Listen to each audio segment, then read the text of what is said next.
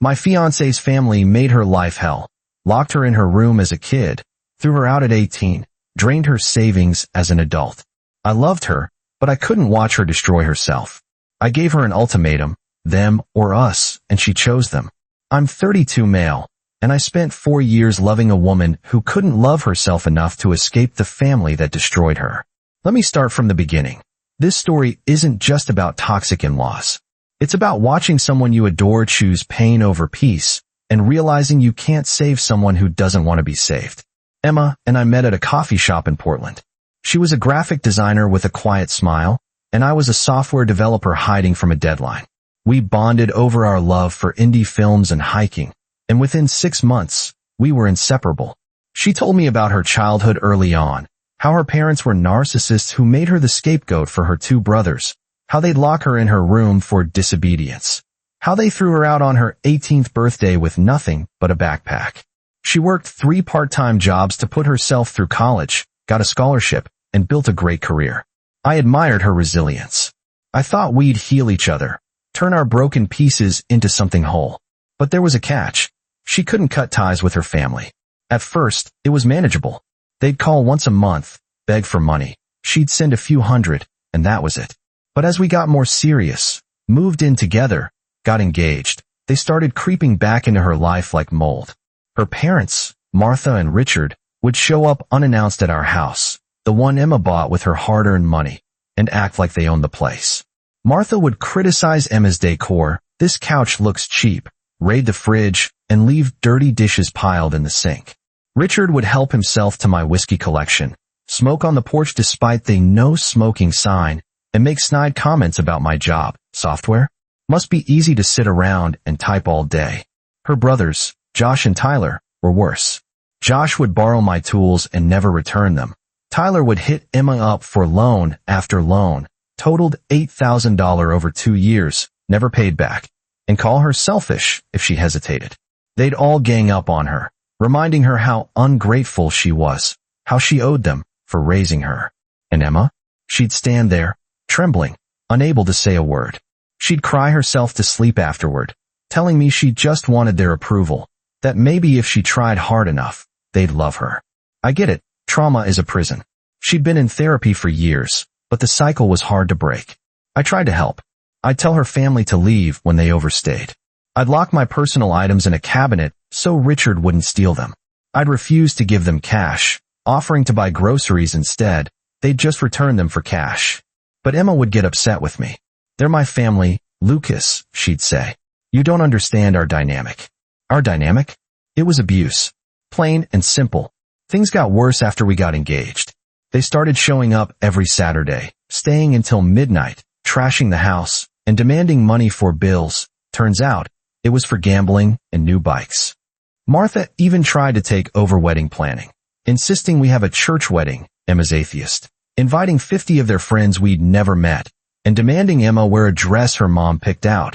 It was 3 sizes too big and covered in sequins. When I pushed back, Martha screamed at Emma, "See, he's trying to isolate you from your family. God will punish you for this." Emma crumbled. She agreed to the church, the dress, the extra guests. I was furious, but I loved her. I thought if I just stuck by her, she'd eventually see the light. By the time we were 6 months out from the wedding, I was at my breaking point. I'd come home from work to find empty whiskey bottles on the coffee table, food spilled on the floor, and Emma hiding in the bedroom, crying. I'd had enough conversations with her, begging her to set boundaries, reminding her she deserved better, to fill a book. But she'd always revert to, "I need to earn their love." I decided to give her an ultimatum. I'd delay the wedding until she set strict rules. No unannounced visits, no more money, no involvement in the wedding, and couples therapy. If she couldn't do that, I'd walk away. I couldn't bring kids into this chaos. I couldn't watch her destroy herself forever. I planned to talk to her that night, but she came home early from work, red-eyed and tense. I figured there's no time like the present.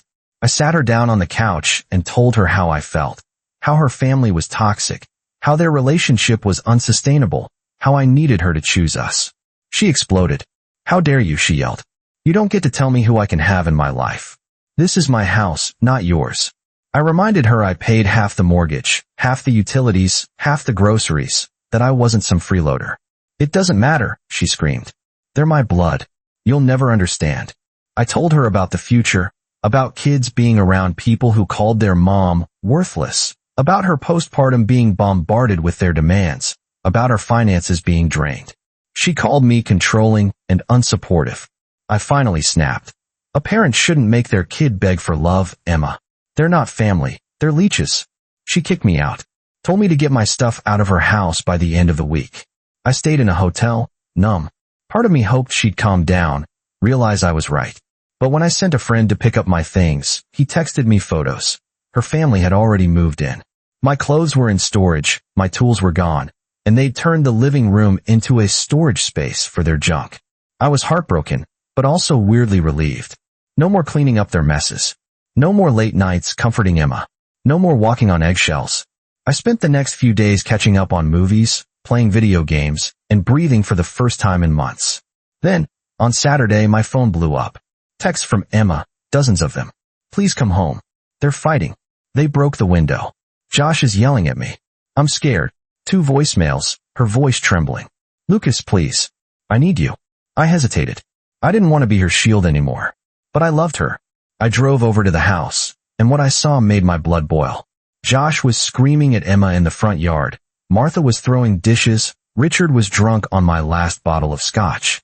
The neighbor was standing on their porch, calling the police. I pulled Josh off Emma, told them all to get out. Martha screamed at me, "You're the devil. You're tearing our family apart." Richard tried to swing at me, but I dodged. The police showed up, and they finally left, swearing they'd be back. Emma collapsed into my arms, sobbing. "I'm sorry, Lucas. I'm so sorry. I see it now, they don't love me. They just use me." She promised to cut them off, to sell the house, to go to couples therapy. She agreed to all my terms. No contact with her family, move to a new place, start fresh. I wanted to believe her. I let her stay with me at the hotel for a few days. We talked. We cried. We made plans. She seemed genuine. But then, 5 days later, everything fell apart. She was supposed to come over for dinner, but she showed up 3 hours late, acting strange. She sat down on the bed and looked at me, cold and distant. "We need to talk," she said. "You're abusive, Lucas. You're controlling. You're a parasite." I blinked. "What are you talking about? You live in my house. You use my money, and you try to isolate me from my family," she said, repeating the words like she'd memorized them. I laughed, bitter. "I pay half the mortgage. I buy my own food. I've never stopped you from seeing friends. You pushed them away because they didn't want to deal with your family." She flustered. "You're trying to change me. You don't accept me for who I am." That's when it hit me. She was repeating exactly what her family had told her. I asked her point blank, "Did your mom put you up to this?" She hesitated. "They suggested I say it, but it's how I feel." Liar. I pulled out my phone and showed her texts from Josh, begging for money, calling her names. I showed her photos of the house they'd trashed. "This is what you're choosing? People who treat you like garbage." She screamed, "You don't understand. I just want them to love me. Why can't you get that?" I was exhausted. I'd spent 4 years trying to pull her out of this hole, but she kept digging. "I can't do this anymore, Emma. I love you, but I can't watch you destroy yourself." She left, slamming the door. A few neighbors checked on me. They'd heard the yelling. Our mutual friend Mia texted me, worried. I told her everything, and she dropped a bombshell. Emma had been cheating on me with Jake, another friend in our group, and Mia's boyfriend's roommate. "They've been seeing each other for 5 months, Mia said. "Her family loves him. He gives them money, doesn't argue. She was planning to leave you for him after the wedding." I felt sick. All her promises, all her tears, they were lies. She wasn't trying to heal. She was just trying to trade me in for someone who'd enable her family's abuse. Over the next few days, the friend group imploded. Mia confronted Jake, who admitted the affair and threw Emma under the bus. She said you were controlling. Jake's roommate, Tyler, got dragged into it. He'd known and didn't say anything, and his girlfriend dumped him. Emma lost all her friends. Everyone was tired of her lies and her family's drama. Then, I heard she'd been missing work. Her boss called me, concerned. She hadn't shown up in a week. I told him I didn't know where she was, but I was worried. A few days later, Mia texted me. Emma had been fired. Her family was still leeching off her, but Jake had ghosted her. Turns out, he didn't want to deal with her family either. She was completely alone. I felt bad for her, but I didn't reach out. I'd done all I could. I was in the process of moving back to my hometown in Oregon, ready to start over. Then, 3 days later, I realized I'd forgotten to change my mailing address. Important documents, my tax return, a new credit card, had been sent to Emma's house. I asked Mia to go with me to pick them up, just in case. Emma answered the door. She looked terrible, pale, unshowered, eyes sunken. The house was a disaster, trash everywhere, dishes piled to the ceiling, her mom's junk still cluttering the living room. She let us in, silent. I grabbed my stuff, and as I was leaving, she spoke up. I slept with Jake, she said, her voice flat. I thought he'd save me. But he left. My family hates me now that I don't have money. I have nothing. I didn't know what to say. I'm sorry, Emma. She laughed, bitter. You're not. You're glad you got out. She was right.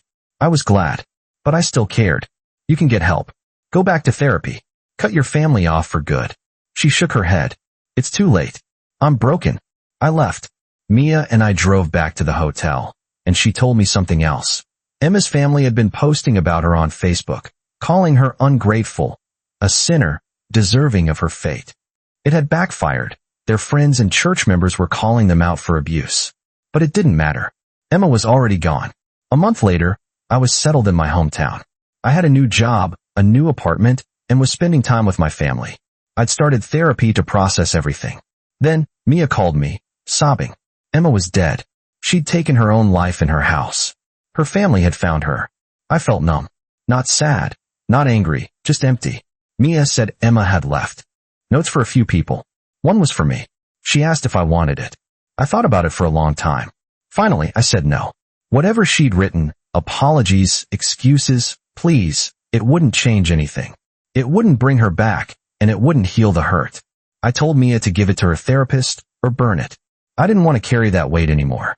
Over the next few months, I learned more. Emma's note to her therapist said she'd been manipulated by her family her whole life, that she'd never felt worthy of love, that she'd pushed away the only person who'd ever truly cared about her. She regretted everything. I miss her sometimes. Not the version of her that was trapped by her family, but the woman I met at the coffee shop. Funny, kind, full of hope. But I know now that love isn't enough to save someone. You can't fix a broken person if they don't want to be fixed. A year later, I'm doing well. I still go to therapy.